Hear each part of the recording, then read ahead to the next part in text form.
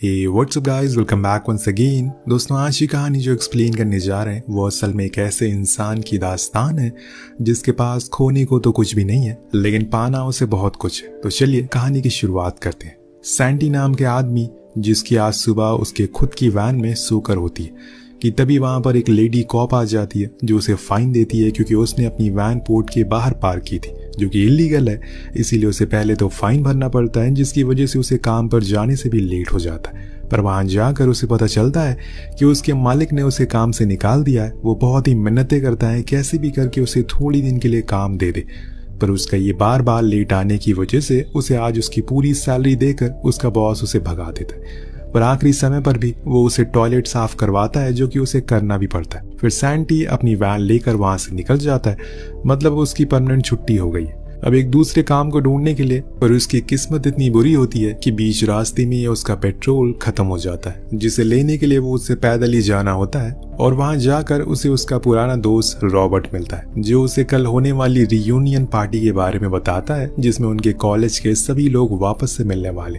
लेकिन यहाँ सैंटी मना कर देता है, ये कहकर कि उसकी वाइफ सलोनी के साथ उसी कुछ मीटिंग। अब इसके बाद हमें दिखाया जाता है कि असल में सलोनी अब सैंटी से डिवोर्स लेना चाहती है, क्योंकि वो बहुत ही ज्यादा केयरलेस हो गया। वो कई सालों से बेरोजगार है और सही टाइम पर घर भी नहीं आता। उसके पास यहाँ पर लॉयर उन्हें बताते हैं कि पेपर बनने में अभी 2 से 3 महीने तक का समय लग सकता है, और तब तक के लिए या तो वो फिर से साथ में रहने का सोच ले या फिर कुछ दिनों का इंतजार कर ले जब तक पेपर बन नहीं जाते। पर यहाँ सलोनी को जल्दी थी और उसे ये भी बताया जाता है कि जो कुछ भी सैंटी का है उसमें से 50% अब सलोनी का भी है।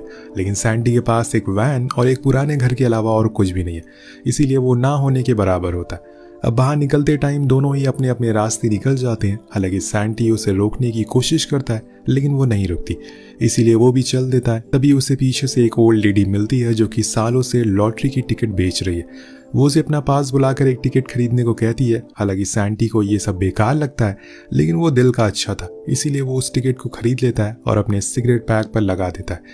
अब रात होने पर सभी दोस्त उसी रियूनियन पार्टी में मिलते हैं। वहां पर सैंटी भी होता है। कुछ काम ना होने की वजह से वो यहीं टाइम पास करने के लिए आ गया।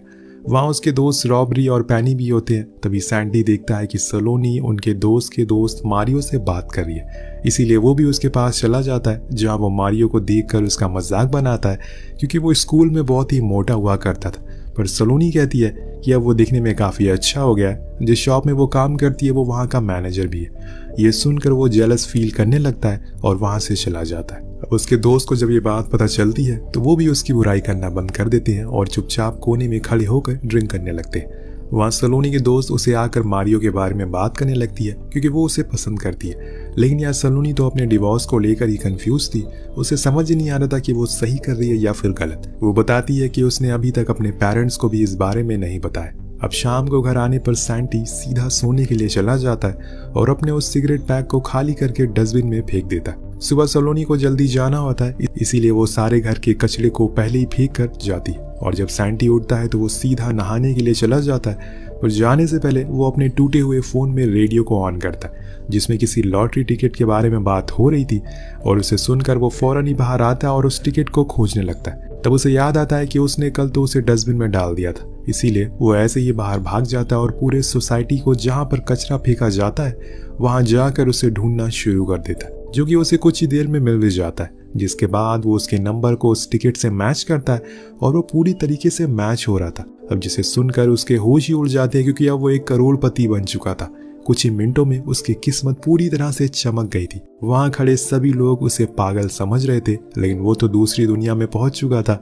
यहाँ वो सबसे पहले सलोनी को इस चीज की खबर देता है, लेकिन वो उसका फोन नहीं उठाती, इसीलिए वो उसके शॉप पर जाने का सोचता है। पर वहां पहुंचकर जो सीन वो देखता है उससे उसका दिल टूट जाता है। दरअसल उसे ऐसा लग रहा था कि सलोनी और मारियो दोनों किस कर रहे हैं, लेकिन ऐसा कुछ भी नहीं था, बल्कि सलोनी उसे दूर होने को कह रही थी। लेकिन सैंटी आधी चीज को देखकर वहां से वापस आ जाता है बिना उसे कुछ बताए।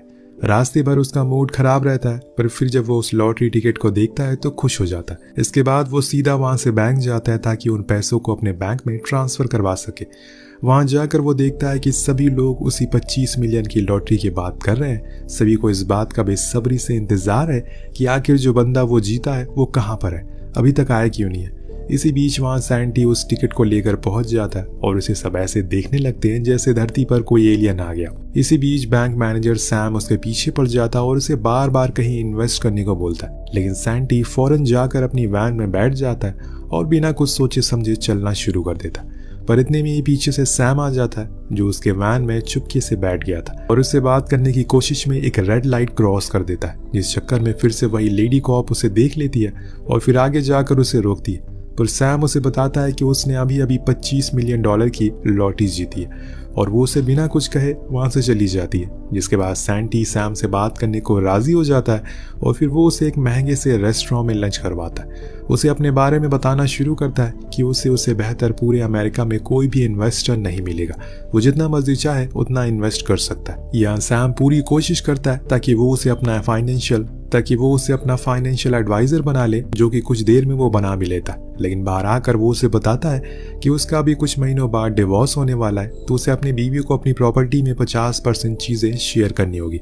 पर सैम मना करता है और बोलता है कि जब तुम्हारा डिवोर्स नहीं हो जाता तब तक तुम अपनी बीवी से कुछ भी मत बताओ और सभी के सामने ऐसे बिहेव करो जैसे कि तुम अभी भी बहुत ही ज्यादा गरीब हो।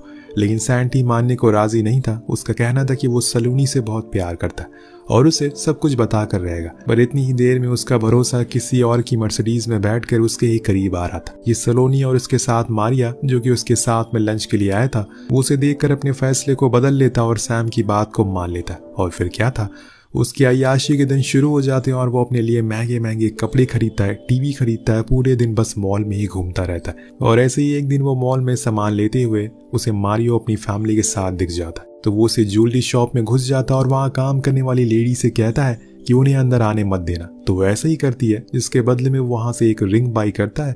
अब घर जाकर अपने खरीदे हुए सामानों को स्टोर रूम में रख देता है और फिर वही नाचना शुरू कर देता है। जिसके बाद वो सारी पुरानी और बेकार चीजों की पैकेट बॉटल में अच्छी क्वालिटी की चीजों को रख देता है, जिससे किसी को भी उस पर शक न हो। इतने में वहां पर सलोनी आ जाती है। वो नंगा होकर सो जाता और महंगी घड़ी और महंगे कपड़ों को सोफे के नीचे डाल देता है। उसे ये भी तो दिखाना है कि अभी वो गरीब ही है। कुछ दिन बाद वो तीनों दोस्त मियामी जाते हैं सर्फिंग करने के लिए, जहां वो तीनों खूब मजे करते हैं। अब बातों ही बातों में रॉबर्ट उसे लॉटरी जीतने वाले इंसान के बारे में बातें करना शुरू कर देता है, क्योंकि अभी तक किसी ने उसे देखा नहीं है। उसकी बातों को सुनकर सैंटी बोलता है कि तुम्हें ऐसी बातें नहीं करना चाहिए, क्या पता वो इंसान किसी को कुछ बताना ही ना चाहता हो। उसकी ऐसी बातें सुनकर उन्हें लगता है कि कहीं वो तो नहीं है जिसने लॉटरी जीती है।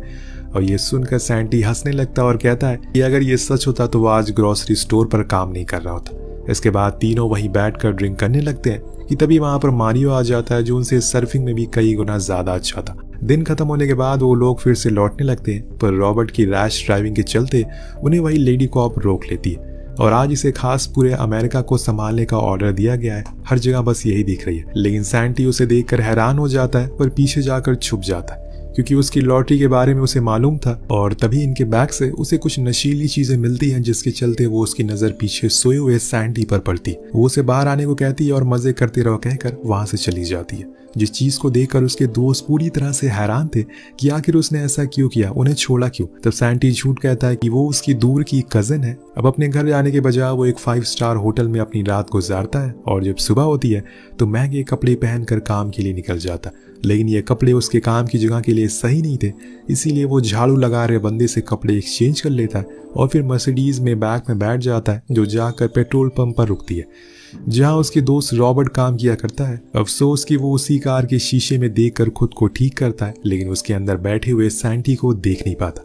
खैर, वो जैसे तैसे करके स्टोर पहुंच जाता है, पर वहां सलोनी उसके कपड़ों को लेकर उसे बहुत सुनाती है। इतनी में वहां पर मारियो आ जाता है। उसकी सर्फिंग की बहुत ही भयानक बेइज्जती करता है, जो बात सैंटी को इतनी बुरी लगती है कि वो अगले ही दिन सैम से कहकर ओलंपिक मेडलिस्ट सर्फर के कोच को हायर कर लेता है, ताकि वो उसको सर्फिंग सिखा सके। वैसे हो तो दोस्तों क्या कुछ नहीं हो सकता। अभी उसी दिन से वो सर्फिंग भी सीखने लगता है कि तभी उसे उस कोच के साथ मारियो देख लेता है, लेकिन वो कुछ समझ नहीं पाता कि असल में यहाँ हो क्या रहा है। ये सब उसी रात उसके दोस्त उसे मिलने के लिए बुलाते हैं, लेकिन यहाँ सैंटी उन्हें मना कर देता है, जो कि पहली बार हुआ था। वो असल में एक बड़े से होटल में डिनर करने के लिए गया था। कुछ दिन बाद उसे कुछ पुराने दिन याद आते हैं, जिनका बदला लेने के लिए वो बोट पर जाता है और उसी बोट को खरीद लेता है, वो भी दुगने दाम पर, जहाँ पर वो काम किया करता था, और उसी के मालिक से उसके बोट के बाथरूम को साफ करवाता है, जैसे कि उसने उसे करवाया था। पैसे आ जाए तो इंसान बदला लेना कभी नहीं भूलता, खासकर खुद की बेइज्जती का। कुछ लोग दिखाकर बदला लेते हैं, कुछ लोग सन्नाटे में भी काम कर देते हैं। अब घर जाने पर वो देखता है कि वहाँ सलोनी के मॉम डैड आए हुए हैं, जिनके साथ वो डिनर भी करता है। लेकिन तभी उसके डैड की नज़र उसकी रोलेक्स पर पड़ जाती है। वो उनसे झूठ कहता है कि ये तो उसने लाजपत नगर से ली है, सिर्फ 250 में। पर उन्हें तो यकीन ही नहीं हो रहा था, इतनी अच्छी कॉपी कैसे कोई बना सकता है। इसीलिए वो उसे 250 देकर उसकी वो घड़ी ले लेते हैं। मतलब एक झूठ के चक्कर में उसका लाखों का नुकसान हो गया।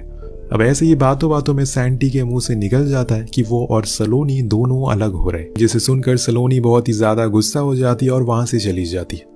अब सैंटी भी बाहर आ जाता है और अपने उसी होटल में जाता है जहां वो अपने गैजेट के साथ खेलना शुरू कर देता है। पर अब वो ऊब गया है इन सब चीजों से, वो बोर हो गया।